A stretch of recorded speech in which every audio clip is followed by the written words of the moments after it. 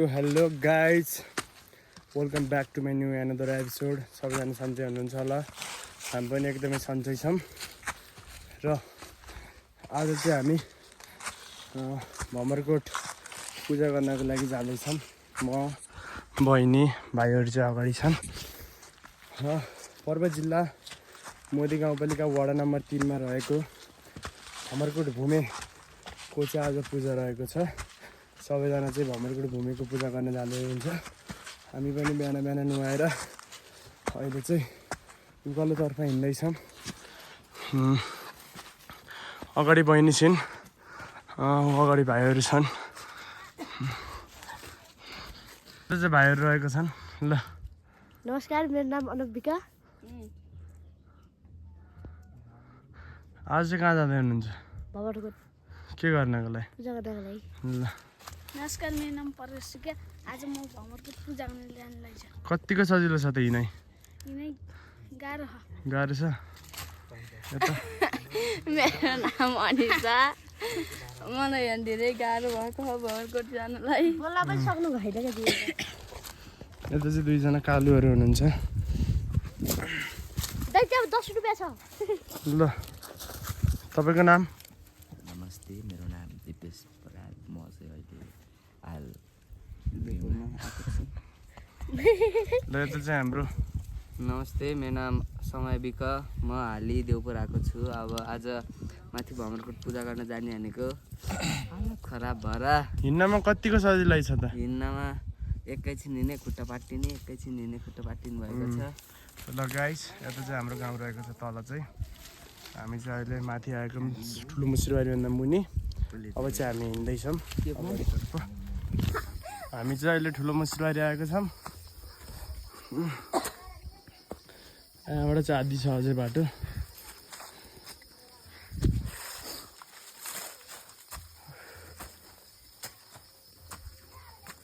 छिटो आइज, छिटो। अब एकैचोटि चाहिँ तपाईँहरूलाई हामी चाहिँ माथि डिलमा गएर भेट्ने छौँ। सो गाइज, हामी चाहिँ अहिले माथि ढिलो भइ आइसकेको छौँ। थोडा गाउँ रहेको छ, यता फुल फुलिरहेको छ, लाली गुराँस देख्न सक्नुहुन्छ।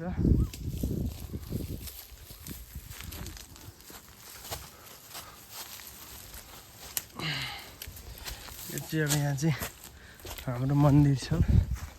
यहाँ मन्दिरमा चाहिँ फुल चढाएर यो रहेको छन् देउराली माई। यहाँ चाहिँ देउराली माई हुनुहुन्छ। हाम्रो ढिलाबरीमा चाहिँ जाने बाटोमा यहाँ चौतारीमा चाहिँ देउराली माई र माथिपट्टि चाहिँ भमरकोट देवी देउराली। हामी चाहिँ अहिले जाँदैछौँ।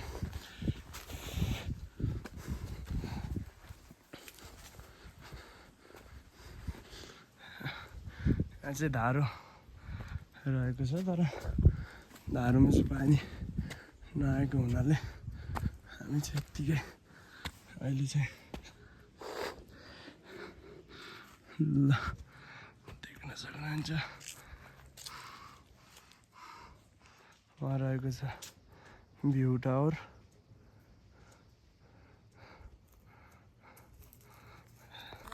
हामी चाहिँ अहिले डिलाबरीबाट सम्म हिँड्दैछौँ माथि भरकोटतर्फ।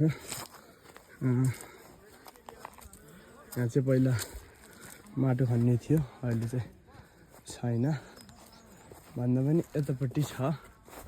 यहाँ अहिलेको चाहिँ माटो खन्ने यहाँ र हामी चाहिँ अहिले हिँड्दैछौँ। अब हल्का माथि गएर चाहिँ भ्यू टावरमा बसिन्छ होला एकछिन। जे भने मेहनत गरेर आइसकेपछि पूजा त गर्नै पर्यो।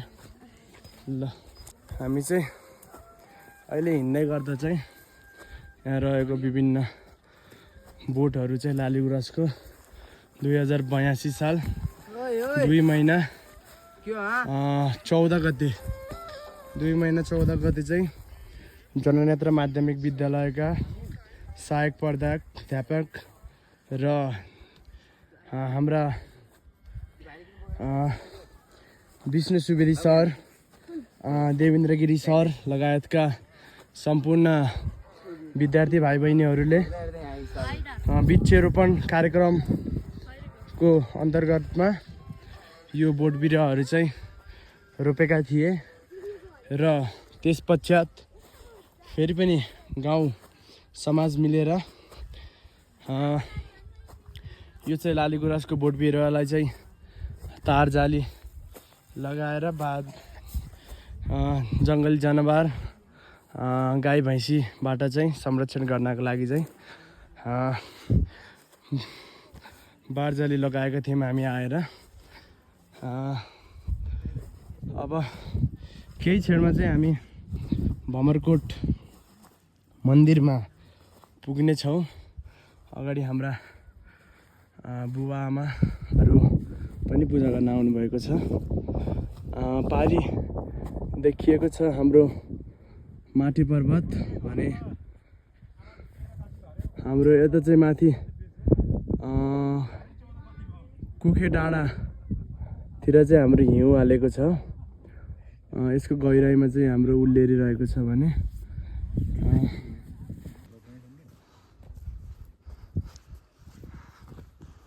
ल हामी चाहिँ यति बेला फुर्के डाँडामा रहेको लालरूपा भ्यू टावरमा छौँ। श्री इन्द्रबहादुर गुरुङले आफ्ना स्वर्गीय मातापिताको समृद्धिमा बनाएको लालरूपा भ्यू टावर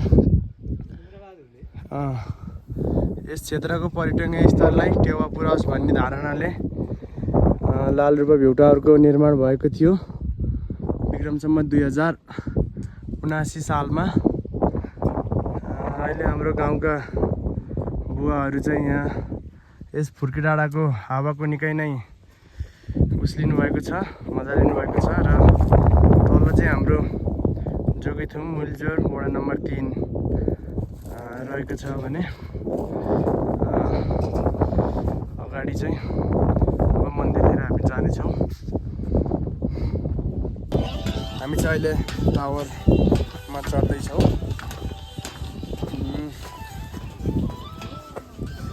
विगतको दिनहरूमा चाहिँ यस टावरको क्षेत्रभित्र आएर अङ्गारले भित्ताहरूमा केर्ने, जथाभावी लेख्ने र यस टावरको क्षेत्रभित्र आगो लागि गर्ने, फोहोर फाल्ने सम्पूर्ण क्रियाकलापहरू चाहिँ भइरहेको थियो।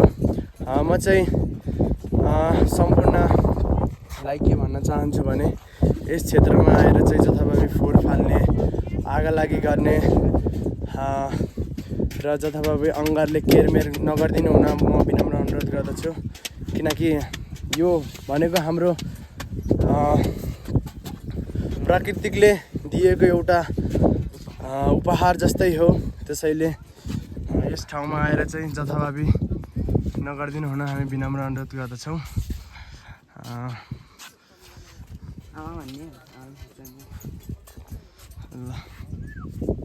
हामी चाहिँ अहिले भमरकोटमा आइसकेका छौँ।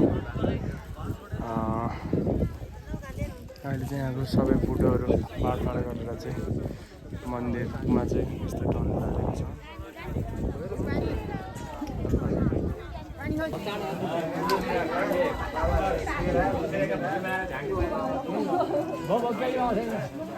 अहिले चाहिँ यहाँ पूजा भइरहेको छ। भाइ बहिनीहरूले चाहिँ यता पूजा गर्दैछ।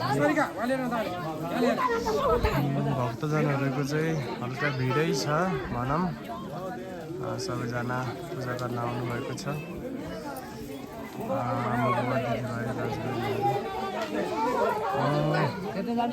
विगतको दिनहरूमा चाहिँ हालिएको यस टनलले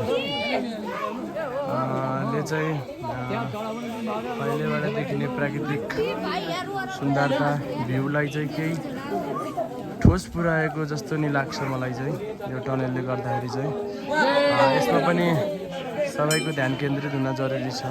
किनकि यो टनलले चाहिँ टाढाबाट देखिने मन्दिरको सुन्दरतालाई चाहिँ केही ठोस पुर्याएको छ कि भन्ने मेरो विचारमा लाग्दछ।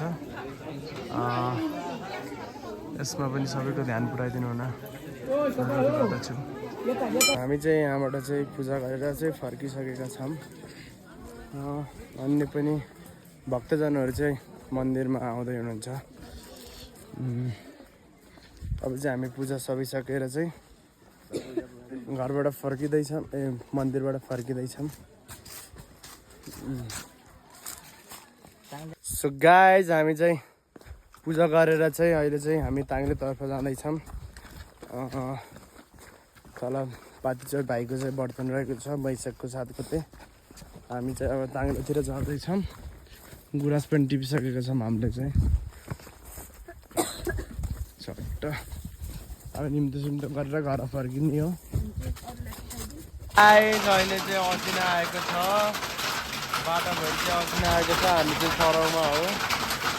असिना आएर चाहिँ हालत खराब भएको छ, देख्न सक्नुहुन्छ असिना आएर।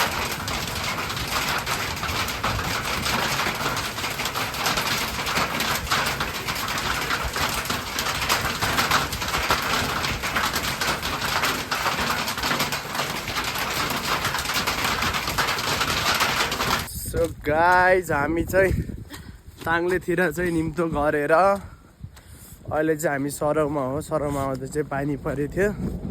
पानी परेर चाहिँ हामी चाहिँ पानीमा रुच्दै, सबै कपडाको हालत हेर्न सक्नुहुन्छ, रुच्दै चाहिँ हामी अब घर जाँदैछौँ। र मोबाइलमा धेरै चार्ज पनि छैन। र आजको लागि यति नै। मन परेमा लाइक, कमेन्ट, सब्सक्राइब गर्न नबिर्सिनु होला। जय नेपाल।